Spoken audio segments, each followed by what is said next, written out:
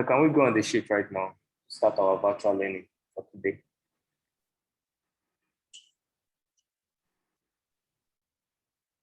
So if you're on the sheet, just signify you're on the sheet.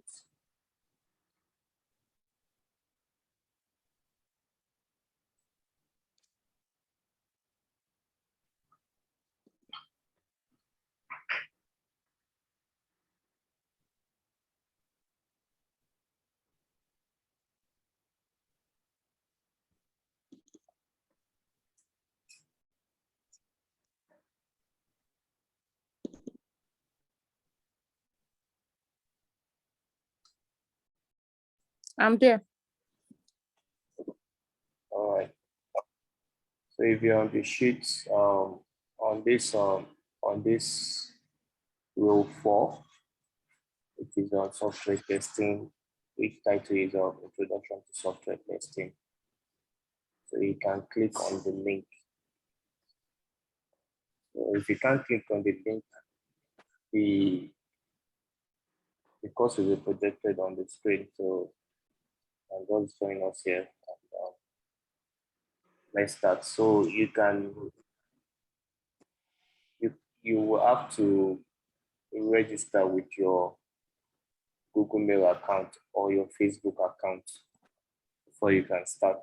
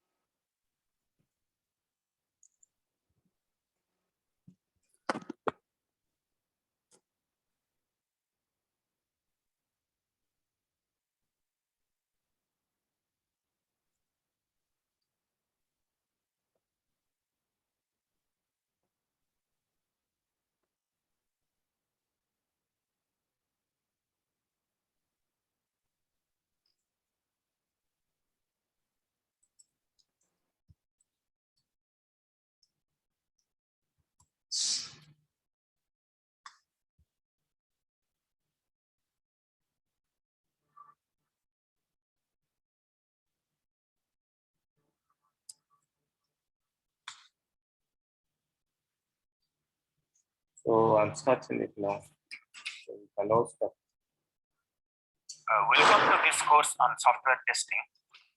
Over 20 half-an-hour slots, we will discuss some very basic issues on program testing. We expect that the viewer should have at least written some programs and some experience with programming that will help in understanding these lectures. So now let us get started.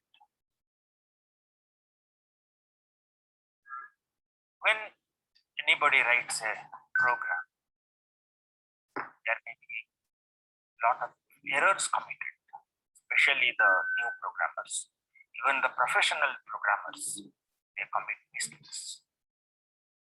And when there are errors in the code, the program might fail during testing. For example, you might see a program crash or wrong results and so on. Now let's get our terminology correct. So when there are faults in the program, also called as defects or bugs in program may fail during testing. But then, even if there are bugs or defects or errors in a program, those are synonymous terms. Still, a program may not fail during testing. Why is that? Several reasons. Maybe the test case did not expose that bug, or maybe that the bug did not was not easily causing a failure of the program. But then when there are bugs, the program is likely to fail. Now let's get these terms correct. The terms, because we are going to deal with these terms: error, faults, and failures. Whenever anybody writes program, whether it is a new programmer or a very experienced programmer, errors are bound to be there. Because these are manual activities, program writing, and these are inherently error prone. These terminologies have been defined in the IEEE standard document 1044. In the document released in 1993, errors, faults, bugs, all were considered as synonyms. But then there was a revision of the same document released in 2010. The terms needed to be revised because it was considered that having so many terms, error, bugs, defects, faults, denoting the same thing is not achieving much purpose. We can have finer meanings conveyed when we use these for different meanings.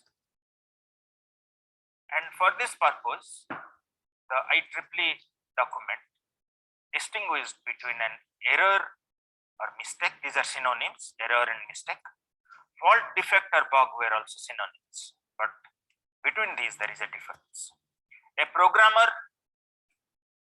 develops software by first developing specification, design, and code. And during each of these activities, he may commit an error or mistake.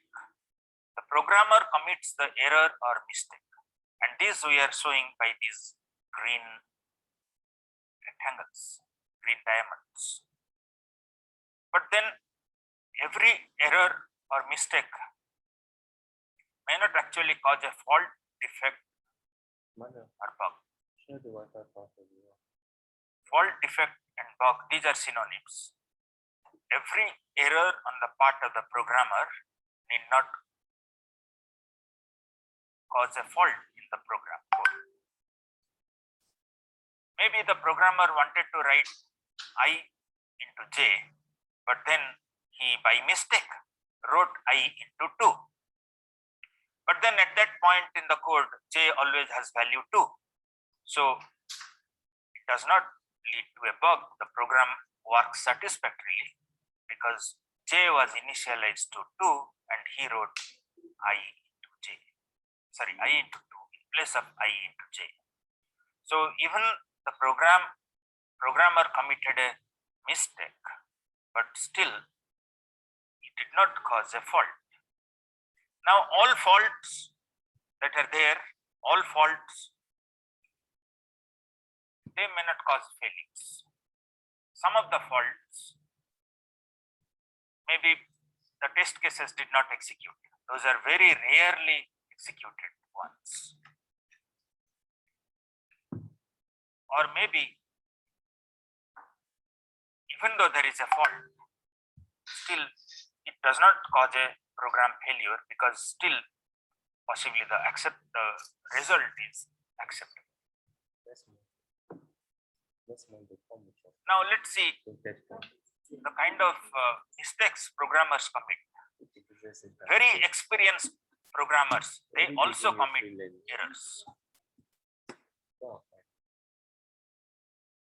Research conducted to find out how many errors are committed by programmers, experienced programmers, reveals that on the average,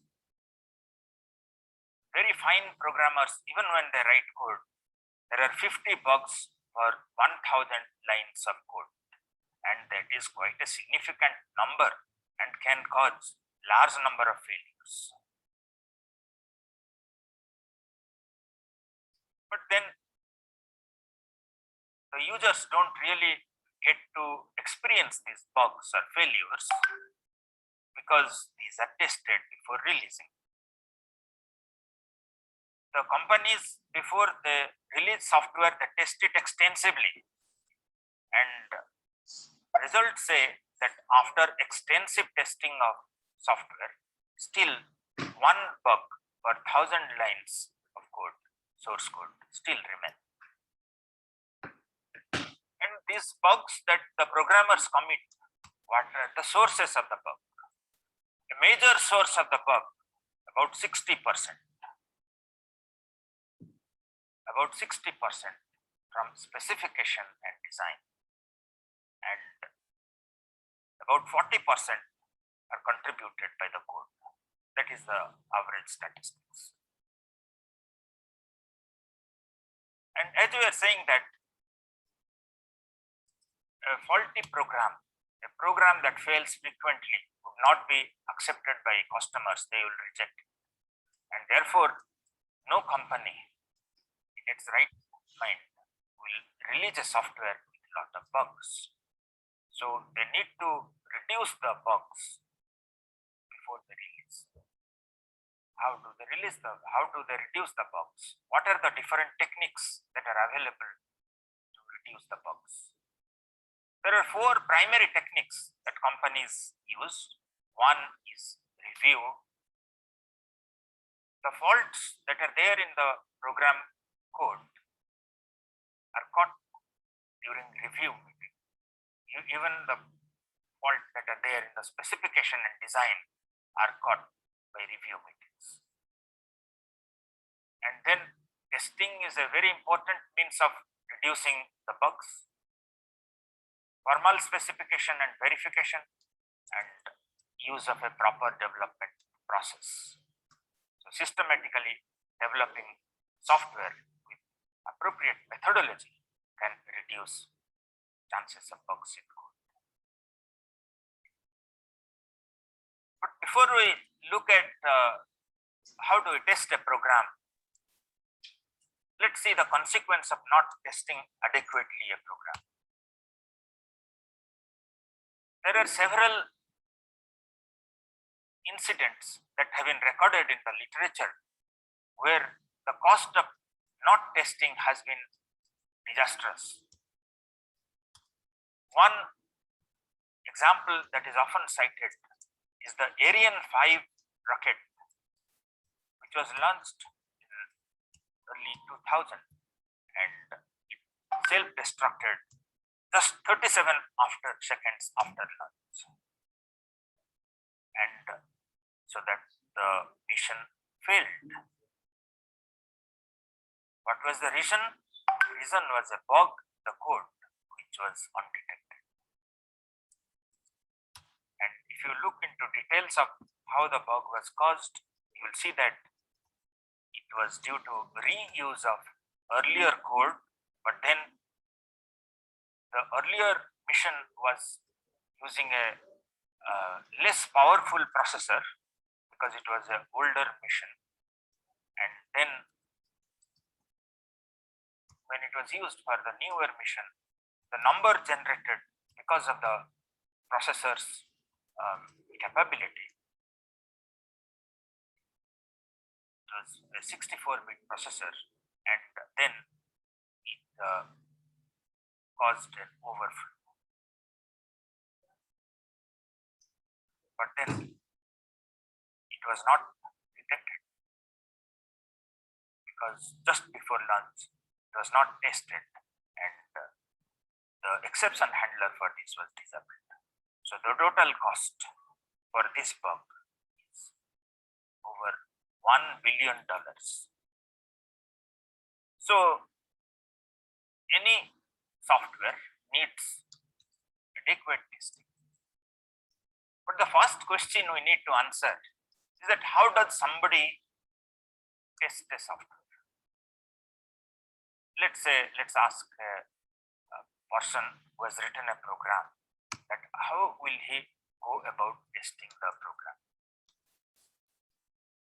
The simplest level, he may give an answer that I will input some values, I will observe the result and see if the result is correct or not, and then I will keep on inputting values.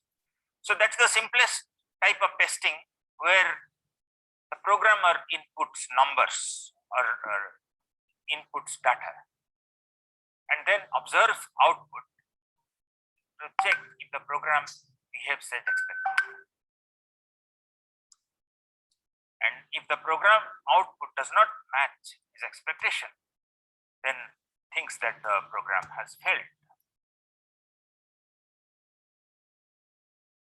And if he finds that the program has failed, prepares a test report.